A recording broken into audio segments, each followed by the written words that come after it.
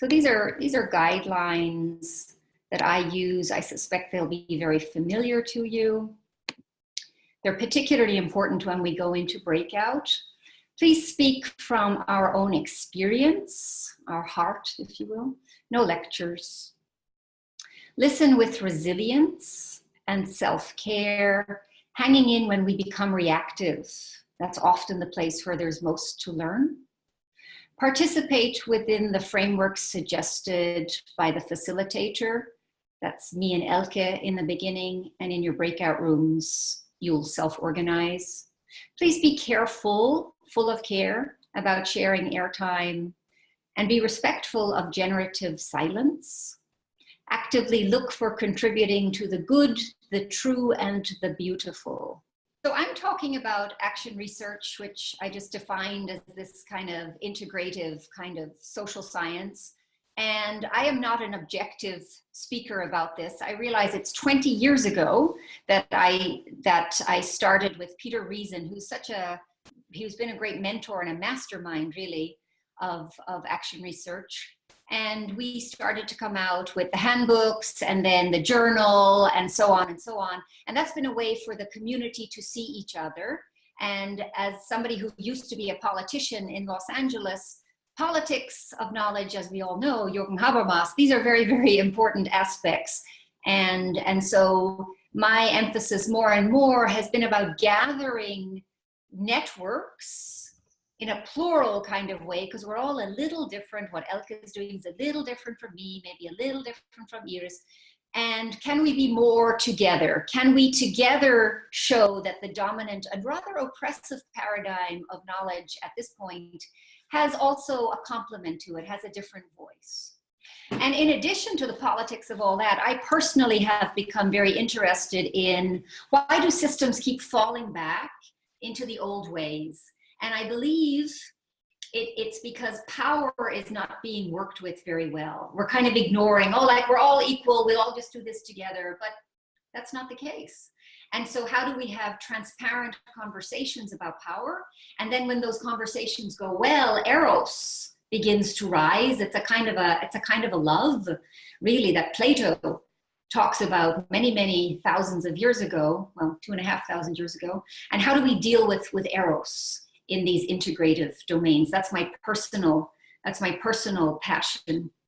And so I would say that action research is really about folks who have a change agenda, and we want to and need to integrate objectivity with intersubjectivity. And there we could all just burst out laughing, because we all know that's the greatest taboo in academia. So what's the simple version of action research? Well, it's when you bring relational space, a little bit like the protein or relational space. We can trust each other. We don't have to like each other, but we trust each other as good human beings, so that we can bring in our good ideas. I want to hear your good ideas, I share mine. And then there's a collaborative experiment, which is very important in action research. It's the idea that knowledge doesn't just come from up here, but comes from the context in which I'm actually practicing and learning and often surprised. And I've started to use the word cooking kind of flippantly to describe that, but it lands for people as long as we realize it's not a recipe per se. And so in the loftiest way, and I feel brave enough to bring lofty language to you all, because I was also on one of the colloquiums that Elke had many months ago. And I feel that this work is dedicated to the possibility of a more beautiful life together. But we do have to take into account that we are on a developmental journey, and that on some moments I'm in very early action logic, and in my best moments I'm in my higher action logics. And it's complicated how we each bring our stuff to each other. So I'm very much about integrating a concern for results and objectivity with producing a relational space and intersubjective process that brings the best of us together with subjective first person. And so now I'm going to go into an example that's from Sweden, actually. I'm a professor at Chalmers. I'm Jubilee Professor there for 2018, and it's the home of AR+. And I want to tell you a little bit about what they've been up to. And I think just what's important is to understand that conventional research is our friend, but while conventional research requires us to describe the world, action research is really about helping the world. In Ken Gergen's terms, instead of mirroring, we're remaking. So that feels kind of important. And we use all sorts of evidence. We're not qualitative researchers, we're not quantitative researchers. It depends. Some of us use both, but it's always included in an experiential kind of paradigm. So action research is part of a human ecosystem. So the work of Svante Liefvergren began many years ago. He's an MD, as you can see, and he then did his PhD in action research because he got excited about the possibility of using action research to help transform the Swedish healthcare system. So I love people when they have big lofty goals, you know, not just like little ones, but big lofty ones, but also work in the local context, because as action researchers, we believe it's the local context, these small meetings that then reach out into larger meetings. And the big lofty goal was, okay, we have healthcare like in every country, in the rich world, in the developed world, aging populations, chronic healthcare, costs, doctor shortages, and what are we going to do about it? So Svante and his team at Chalmers were not about making something happen, but helping it happen. And I think that's a first good thing to understand about action research. We understand we're living inside an emergence of things, and how do we nudge it? Especially as social scientists, we know a thing or two about how to nudge change. And so in this work, the first person pathway from patient goes to the clinic and basically does what the healthcare system wants, to the transformation, which is the patient becomes the center, the attractor of the new system, around which healthcare will now begin to redesign itself. So that's what the action research was about. That was the vision over 10 years ago, and I'm now reporting on where we've gotten with that. But the big picture is, so that's the first person, let's design around the patient. The second person is, let's obviously, action research always requires some kind of learning or dialogic platforms. Let's have a platform which will include obviously the patients, but also the healthcare providers and that system that will help things change.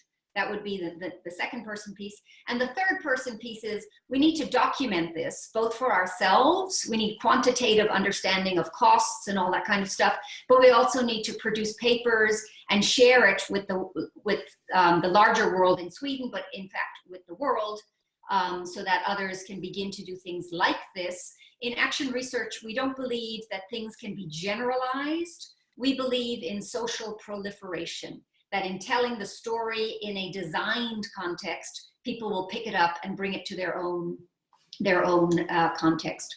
So we have to think in terms of holons. So the small system within the larger system, it's the holons together who will engage in learning platforms. And in this particular case, don't worry about all the details. In this particular case, folks from a hospital, a number of hospitals, come together around a particular topic. Let's say it's cancer treatment. And then it's all held, all these different holons are held in another holon called the learning platform. And in turn, that can then reach back out to clinic, to management, and so on. So this is one simple, so you have a picture in your head of what a learning platform looks like. Literally, I mean, because they're Swedish, they're all a little bit too white, aren't they? In the United States, we care a great deal about diversity. And the Swedish context brings together patients, physicians, so on and so on. So this is what it kind of looks like. So keep that in mind as I give just one tiny example of one of the projects that came out of this learning platform.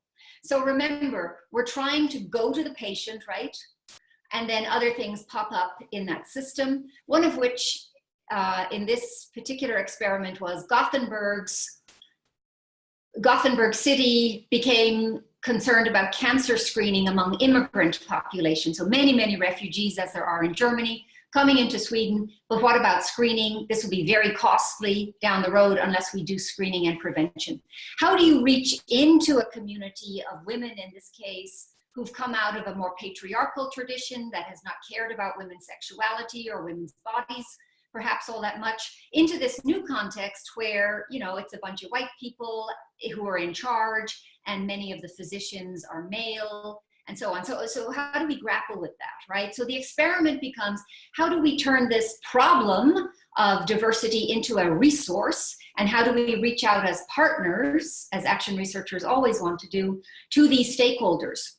And so then it became very simple. It's easy. We simply ask the doulas from the immigrant population to be the leaders in going to the patient. And that sounds simple enough, but remember, a lot of money is involved in this, because then you're building buses with cancer screening and going into the community so that the women can come onto the buses and do their cancer screening and go back into their community. So that was the simple idea. That was the simple practice. It worked very well. At the heart of it was bringing in folks that the learning platform did not yet know, and trusting them enough that money and whatever resources could be devoted to this project. That's the hard part, right? The trust building, the relational space is actually the hard part. All the rest was rather simple. And remember, this stuff needs to be in third person domain. It needs to be studied, acknowledged, controlled, like was that a good intervention? Was that a bad intervention? And allowing each other to make mistakes. So I hope that gives you a little flavor. Over the course of many experiments like this around the western region of Sweden, it became cost neutral. This shift to the patient, which is very costly, buses, sending nurses out to people's houses, this is costly. The money came from stopping patients coming into the clinic, because an emergency room visit in the United States is $1,000, and nurse visit is $100. So you're saving already 90% of your resources. That's what's behind these numbers. And therefore, you're freeing up resources so that the system can continue to have the patient as the attractor. In my conversations with Santi, I believe, I think he agrees, that the butterfly, the early butterfly effect that caused this transformation was Svanti's patient Lars, who had COPD, cannot breathe, bronchial issues from smoking really too much. And Lars, when he understood that when he has asthma and when he's very afraid, he no longer has to get himself to the emergency room. He can call and a nurse will come to his house. And he said, I went in and out of the hospital for 3 years and it was dreadful. Now the mobile team comes to me and they support me in my home. This is Dulux Care. And I just think it's so beautiful, it's so simple, and it also saves a great deal of money. So, bottom line, here's a picture of how action research works in this particular context. Because it's Sweden, by American standards, it's very small. The Ministry of Health got to know about this work that affected 100,000 people. It wasn't tiny, it affected 100,000 people. Said, we love this. How can we bring this to all the regions of Sweden? And the answer was, let's not just write up papers and tell people what to do, because nobody ever does that. Let's host our learning platforms, remember, and bring in people from other regions, and they can hear us talking and they will begin to get an idea, oh yeah, we could do that, or but we can't do that. And that way there's a social proliferation mechanism. So fundamentally, this is just one little example of how action research comes alive in learning conversations among action researchers. You got a taste, I hope, of the relational space there. You got a taste of how people would bring in their many different ideas, and that there would be collaborative experiment, right? Ideas without experiment don't really count in action research. And then you go back into a cycle of timely action together. Because it might be timely to invite in your immigrant community in one particular place, but it's not timely in another. There isn't enough trust built. So new mindset, new results.